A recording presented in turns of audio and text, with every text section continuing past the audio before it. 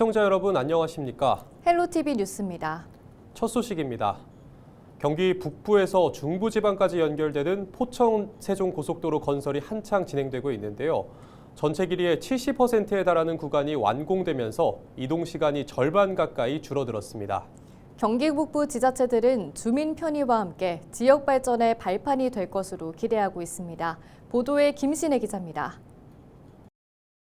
지난 2017년 개통한 포천 세종고속도로 구리 포천 구간, 경기 북부 지역의 남북을 연결하는 첫 고속도로로 주민과 관광객들의 이동 시간을 대폭 줄였습니다. 신북 나들목에서 남구리 나들목까지 총 길이 50.54km, 포천에서 구리까지 30분대로 이동이 가능해졌고 강남까지는 1시간대에 갈 수 있게 됐습니다. 올해부터는 포천에서 경기 남부 지역도 1시간대에 갈 수 있습니다. 구리 포천 구간의 최남단 남구리 나들목에서 남안성 분기점까지 안성구리 구간 왕복 6차로 고속도로가 개통한 겁니다. 포천시청에서 안성시청까지 1시간 30분이면 다다를 수 있습니다. 포천 세종고속도로 전체로 보면 총 180km 가운데 70%에 달하는 120km 구간이 하나로 연결됐습니다. 이용객들은 만족하는 분위기입니다. 중부고속도로와 경부고속도로 통행량이 분산돼 이전보다 빠르고 편리하게 이동할 수 있게 된 겁니다. 거기까지 개통이 되니까 상당히 마음적으로도 가볍고 우리 친척이 그 안성에 살긴 살아요. 앞으로 가게 되면은 상당히 편리할 것 같습니다. 지금 예전보다는 좋죠. 시간 단축되고 이거 새로 뚫려갖고 중부 타다가 이거 타고 올라오면 빠르죠. 경기 북부 지역 발전을 위한 사업도 탄력을 받을 것으로 보입니다. 핵심 사업 추진에 큰 동력이 되는 접근성이 개선됐기 때문입니다. 포천시 관계자는 향후 대규모 주거단지 사업을 활성화하는 기반이 돼 인구 유입과 성장에 기여할 것으로 기대한다고 밝혔습니다. 잇따른 구간 개통으로 경기 북부 지역의 접근성을 높여주고 있는 포천 세종고속도로. 앞으로 경기 북부 발전에는 어떤 변화를 불러일으킬지 주목됩니다. 헬로티비 뉴스 김신혜입니다. 포천 백운계곡 동장군 축제가 개막 20일 만에 방문객 3만 명을 기록했습니다. 올해로 20회를 맞은 동장군 축제는 포천 지역의 대표 축제 중 하나인데요. 눈썰매와 얼음 낚시, 이글루 체험 등 가족 단위 방문객을 위한 다양한 프로그램을 운영 중입니다. 백영현 포천시장은 이제 동장군 축제는 경기 북부 대표 축제로 자리 잡았다며 많은 사람들이 겨울을 즐길 수 있도록 노력하겠다고 말했습니다. 의정부시가 설과 추석 등 명절 기간에 지역화폐 할인율을 기존 7%에서 10%로 상향합니다. 기간 동안 의정부 사랑카드를 30만 원 충전하면 3만 원의 혜택을 받을 수 있는데요. 의정부 사랑카드는 지역 음식점과 전통시장 등 13,400여 개 가맹점에서 사용할 수 있습니다. 시는 얼어붙은 지역 경제의 활성화를 위해 할인율 상향을 결정했습니다. 포천시는 13일부터 17일까지 고병원성 AI 발생 이력이 있는 산란계 농작을 대상으로 방역수칙 준수 여부를 점검합니다. 이번 점검은 관내 20개소의 동물 생산 및 판매 업체를 대상으로 실시되며 동물보호팀의 전문 인력이 참여합니다. 포천시 축산과 관계자는 이번 점검은 고병원성 AI의 재발 방지를 위한 중요한 조치라며 방역수칙을 미흡하게 이행한 농장에 대해서는 과태료 등 행정조치를 취할 계획이라고 덧붙였습니다. 스피드스케이팅 국가대표 김민선 선수가 14일 의정부시 홍보대사로 위촉됐습니다. 김민선 선수는 약 10개의 국제대회에서 금메달을 수상한 대한민국 간판 스피드스케이팅 선수인데요. 오는 2월 열리는 동계 아시안게임에도 출전합니다. 김민선 선수는 2025 세계 여자 컬링 선수권 대회 홍보 영상을 시작으로 의정부시를 알리는 다양한 활동을 펼칠 예정입니다. 의정부 미술도서관은 개관 5주년을 기념해 3월 31일까지 매주 수요일 고 백영수 화백 특별전 함께 그리다를 개최합니다. 이번 전시회에는 백화백의 유화와 드로잉 작품, 1950년대 신문에 기고한 글과 그림, 파리 작업실에서 사용했던 화구 등을 통해 예술가의 삶과 철학을 만나볼 수 있습니다. 지방의회의 해외 출장을 두고 외유성 논란이 끊이질 않고 있습니다. 이 문제를 뿌리 뽑기 위해 정부가 개선책을 마련했는데요. 효과를 볼지가 관건입니다. 이세진 기자의 보도입니다. 탄핵 정국 속 해외 출장이라는 비난에도 4박 5일간 일본 일정을 소화한 경남 의령군의회. 해외 출장으로 지금 국민들 논란이 있습니다. 한 말씀 해주세요. 연수 시기도 도마에 올랐지만 일정 대부분이 관광지 견학으로 짜여 외유성 출장 논란에 휩싸였습니다. 서울 양천구의회도 지난해 5월 18일 헝가리 출장을 다녀와 빈축을 샀습니다. 왜 일정을 오늘 잡으셨어요? 해외 선진 문화를 보고 오겠다는 명목이었지만 마찬가지로 외유성 출장 지적에서 벗어나지 못했습니다. 때마다 불거지는 지방의회 국외 출장 논란. 실제로 최근 국민권익위가 전국 지방의회 국외 출장 실태를 들여다봤더니 여러 문제점이 드러났습니다. 약 3년간 지방의회 주관으로 지방의원이 다녀온 출장 915억 건이며 지출된 예산 약 355억 원이었습니다. 대부분이 관련 규정을 위반하고 허위로 비용을 청구하는 등 심각한 문제가 드러났습니다. 이런 문제를 막기 위해 정부가 지방의회 국외 출장과 관련된 규칙을 개정했습니다. 먼저 출장 전후 절차가 복잡해집니다. 출국 45일 전에 출장 계획서를 공개해야 하고 출장 후에는 심사위원회의 심의를 받아야 합니다. 이른바 셀프 심사를 막기 위해 심사위원회는 독립성을 강화하고 편법으로 예산을 쓰지 못하도록 규정했습니다. 또 하루 한 번 기관을 방문하고 수행 인원도 최소화하도록 했습니다. 다만 실효성이 있을지는 미지수입니다. 규정에 단계적 보완이 필요하다는 의견도 있지만 무엇보다 구조적 문제를 해결하지 않으면 개선책을 마련해도 도돌이표가 될 거란 우려도 나옵니다. 필요시 꼭 가게 하거나 아니면 개인이 부담하게 하면서 그 비용을 지방원들에게 의정비에 포함해주면 제도적으로 개선되지 않을까. 결과 보고 끝난 다음에 그 연수에 대한 내용을 정책이 얼마나 반영했는지 이런 것까지. 정부가 이번 규칙안을 전 지방의회에 권고했지만 징계나 처벌이 있는 강제 규정은 아닙니다. 이미 있었던 규칙도 지키지 않는 상황에서 규칙 개정만으로 굳어진 악습을 깨트리기 쉽지 않다는 지적이 나오는 이유입니다. 헬로티비 뉴스 이세진입니다. 태릉 국제 스케이트장 이전과 관련해 서울의 한 대학 연구팀이 입지 분석 결과를 내놨습니다.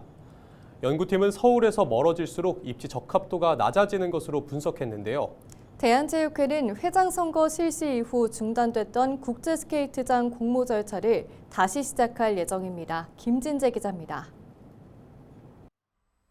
대한체육회가 신규 국제 스케이트장 부지 선정을 잠정 연기한 가운데 최근 서울의 한 대학 연구팀이 국제 스케이트장 입지 분석 결과를 내놨습니다. 연세대학교 연구팀은 토지 경사도와 지하철 접근성, 인구 밀도, 서울 접근성 등을 기준으로 스케이트장 입지 적합도를 분석하고 그 결과를 지난달 KCI 등재 학술지에 게재했습니다. 분석 결과 서울에서 멀어질수록 입지 적합도를 의미하는 종합 점수가 낮아졌는데 다만 서울 내에는 신규 스케이트장을 건설할 여건이 되는 곳이 없는 것으로 나타났습니다. 서울의 지역의 경우 인천에서는 계양구와 부평구, 남동구가, 경기 남부에서는 수원, 안양, 광명, 성남시가, 경기 북부에서는 의정부, 구리, 고양시 등에 상대적으로 높은 점수를 받았습니다. 특히 인천 부평과 계양, 경기 수원과 안양, 광명, 군포 등은 시내 대부분의 위치가 비교적 스케이트장 부지로 적합한 것으로 분석됐습니다. 태릉 국제 스케이트장을 기존에 이용하던 선수들이나 수요층의 접근성 측면에서 봤을 때 서울 지역 그리고 서울과 가까이 위치한 인천 지역이나 또 수원, 군포 같은 일부 시군구에서 적합도가 높은 것으로 나타났습니다. 이번 연구는 범위가 수도권 지자체로 한정돼 실제 스케이트장 유치를 추진 중인 강원도 지자체들이 연구 대상에서 제외됐다는 한계점이 있습니다. 앞서 대한체육회는 태릉 국제 스케이트장 철거가 예정됨에 따라 지난 2023년 12월 관련 공고를 내고 신규 국제 스케이트장 부지 선정에 나선 바 있습니다. 이후 강원 춘천시, 원주시, 철원군과 경기 양주, 동두천, 김포시, 인천 서구 등 7개 지자체가 유치전에 뛰어들었지만 대한체육회가 돌연 심사 절차를 유보하면서 국제 스케이트장 건립 사업도 표류하고 있는 실정입니다.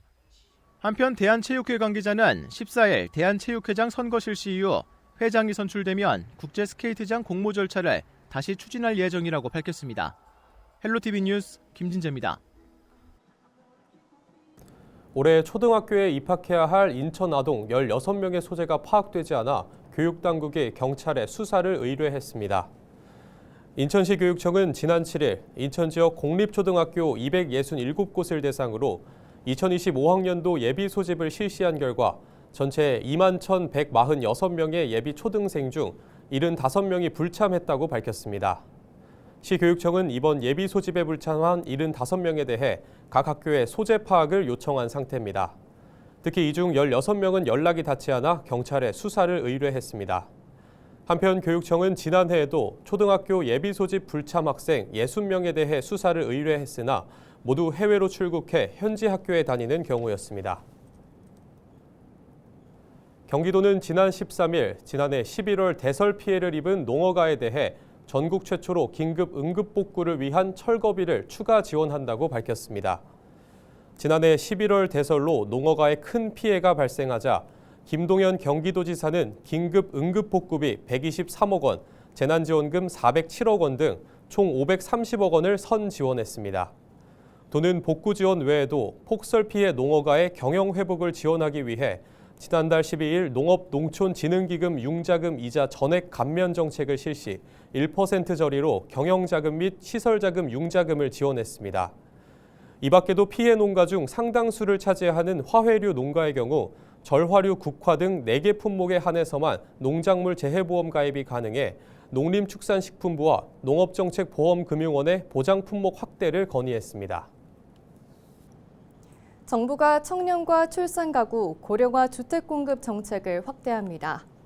국토교통부는 14일 올 상반기 청년들의 주거비 부담 경감을 위해 최저 2%대 금리로 분양가의 80%까지 대출을 지원하는 청년드림 대출을 출시한다고 밝혔습니다.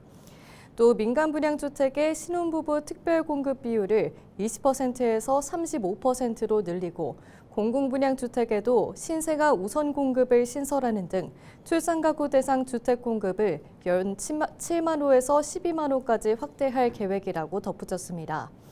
국토부는 이와 함께 고령자 민간임대주택인 실버스테이 1,500가구 공모를 추진하고 공공임대주택인 고령자 복지주택도 3,000호 규모로 공급할 계획입니다. 인천시가 추진 중인 대중교통비 지원 사업이 지난해 시민들이 뽑은 최우수 정책으로 선정됐습니다. 시는 지난달 9일부터 27일까지 시민 18,050명을 대상으로 시 주요 사업 평가를 진행한 결과 인천 아이패스와 광역 아이패스가 1위를 차지했다고 밝혔습니다. 이 사업은 5점 만점에 4.5점을 받아 10건의 사업 가운데 가장 높은 점수를 기록했습니다. 시내버스 수준의 요금으로 여객선을 이용할 수 있는 아이바다패스는 4.41점, 경인고속도로 경인전철 지하화는 4.38점을 받았습니다. 이어 인천고등법원 유치는 4.33점, 바이오 국가첨단전략산업 특화단지 선정 4.28점, 1억 플러스 아이드림은 4.24점이었습니다. 경기도는 오는 3월부터 전국 처음으로 기후보험을 시행합니다.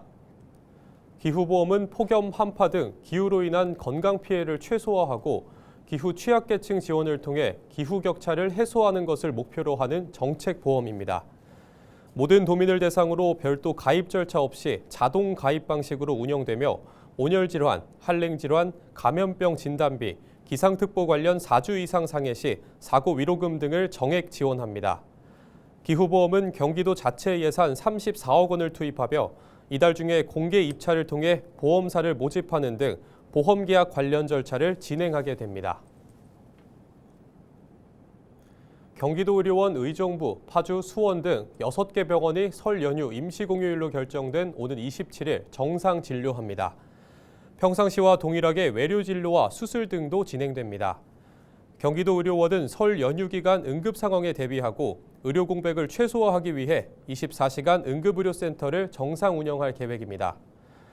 이상으로 뉴스를 마칩니다. 시청해주신 여러분 고맙습니다.